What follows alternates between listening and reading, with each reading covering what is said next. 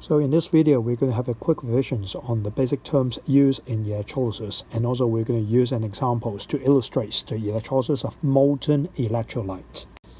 So first of all, you can refer to page 3 and 4. We're going to have a look of the basic terms.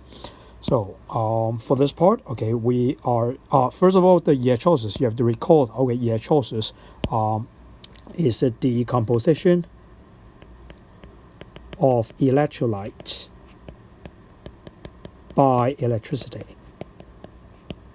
So this is the definitions of electrolysis. So you can find that in the setup. Okay, we need batteries right here. So this one will provide electricity, and then okay, you can see the current, the electron flow like this, and then pass through okay the electrolyte. This liquid is an electrolyte, and then these two metals, okay, we call it as electrode. So for electrode, they got special names. One is cathode, one is anode. It depends on what type of reactions happening on it. Okay, so if you remember, okay, we talked about anodes and also red cats. So anodes stay for anode having oxidation, while cathode having reductions. Okay, so you can find that okay in this setup we'll have the battery provide electrons getting to the cathode, and right here we're going to have reductions, and then while the other side, okay, that one, okay, will have an oxidation. So this one is the anode. Okay, so other than that, the liquid here is the electrolyte. Normally, okay, they will be molten or in aqueous state, so therefore they will contain cation and anion right there. Another thing that you have to pay attention to is for the anion, they will move towards to anode, while cation, they will move towards to cathode. So other than that, okay, for the ammeter, for variable resistance, you just forget it, will be all right. Okay, so basically, okay, in a electrolytic setup, you must have a DC supply like a battery. You got electrode to receive electrons or losing electrons, and you got an electrolyte which have to be decomposed in the process. So basic terms okay, that we use will be like this. So next, okay, we have a quick look, okay, between the chemical cell and the electrolytic cell. So for chemical cell, that one will be the one who producing electricity. And where do electricity go? The electricity will then go down, okay, to the electrolytic cell. Okay, so this part, okay, remember the name electrolytic cell and chemical cell. So this one will produce electricity, while the sections down below in the electrolytic cell, they will use electricity to carry out chemical reaction. So you can find that the function of them, okay, will be opposite. For chemical cell, they will change the chemical energy to electrical energy, while the electrolytic cell will do the other way around, using electricity to produce chemical changes. So right here, one thing I have to remind you is the anode of the chemical cell will lose electrons. So cathode of the electrolytic cell, this one, after receiving electrons, they will having reduction. So you can just have a look of the table that we've learned long ago. Wait for one first. So you can think about like this. The oxidation, reduction. You got HO electron and ON. So oxidation, we have a gain in oxidation.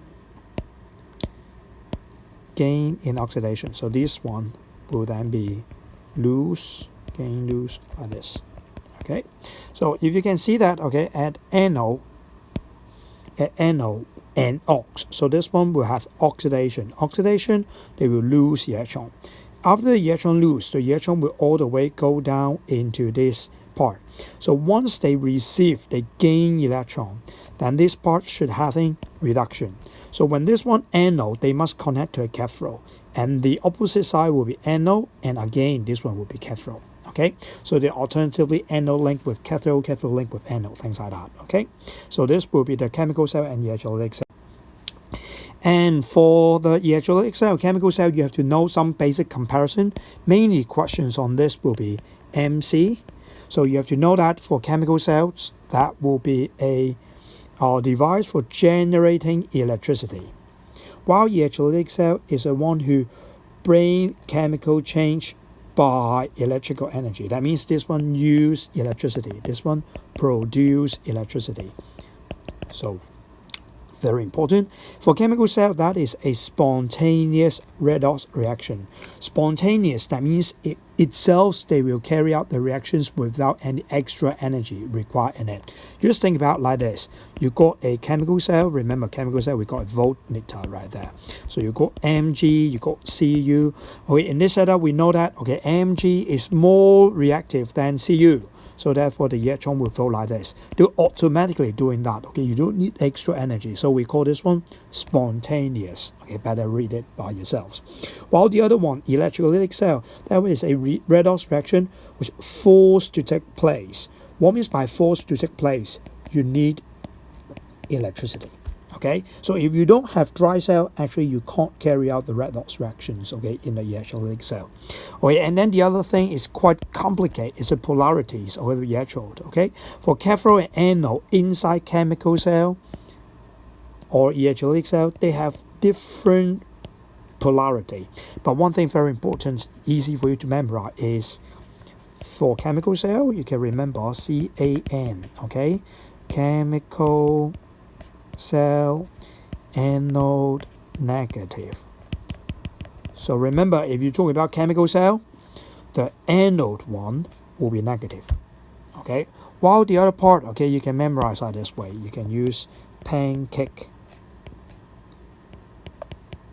Okay, pancake. Okay, so P stands for positive anode, negative cathode. So do remember, pancake is only used in electrolytic cell. Okay, while CAN is for chemical cell. I know that I draw a lot of arrows here. Okay, try to. Oops, cannot erase. Oh, anyway, okay, just like this. Oh, so just a few concepts. Okay, do remember. Okay, this is spontaneous redox reaction in chemical cell. A forced take place, a forced redox reaction in electrolytic cell, and then you have to remember CAN and also pancake. Okay, so now quick, have examples on electrolytic cells with molten electrolyte. Okay, so if you remember, molten electrolyte means no water. So all things have to be heat up and melt, heat and melt the ionic compound. All the time the electrolyte have to be ionic compound. Okay, so right here, the first things you have to do, step 1. Okay, that will be CAN. Most of the time it will be CAN. That means you look for the chemical cell. Chemical cell will be right here. The anode will be negative. So the short one will be a negative one. So this one, I know that this will be N. Okay, and then step 2. Remember, anode have to connect to cathode. Cathode have to connect to anode. Okay, alternatively. So therefore, CA will be step 2. So once this one is A, then this one would be cathode, anode, and cathode. Okay. Step 3. Okay, you have to check what kind of ion in the electrolyte. In this case, it's simple because it's a molten electrolyte. But anyway, we'll just check. So molten sodium chloride. So ion table, you got sodium ion in it, and you got chloride ion in it. No water, remember, because this is a molten state. Okay. Finally, well, after now you know that, okay, you have Na plus, okay, as a cation. This one normally it will move towards the cathode because this is cation. Okay, again, remember, cation go to cathode. Okay, so Na plus will go here, Cl minus will then go here. Okay, so see what happened next. Okay, step 4. Step 4, we're going to write a half equation. okay, half equation. So remember, when you write half equation, you should stay at anode, what happened, at cathode, what happened. So at anode, because we know that chloride ion is moving towards it, so therefore they will very quickly form together to get chlorine. While cathode, that will be Na plus. Na plus going to gain electron, become Na. You say, oh, Mr. Wong, why sodium ion will become sodium metal? Isn't it sodium metal will react? So you remember, in general, the sodium is a reactive metal. They will lose electron. But that is a normal situation. In this case, we're having a forced redox reactions.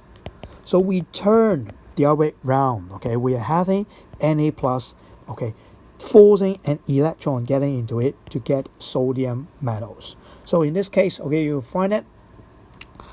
Okay, we'll have our two half equations happening on the anode and cathode. So we can combine them together, and then we'll have Na plus 2Cl minus, because we got 1 electrons at the cathode, 2 electrons right here. So this equation have to be multiplied by 2. Okay, so therefore you have like 2 Na plus and become 2 Na and then Cl2.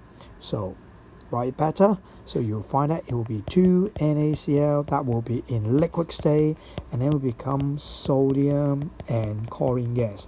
So in the case, we will say that, okay, this one is decomposed in the process and forming sodium and chlorine elements, okay, coming out from the compound. So this one we call electrolysis.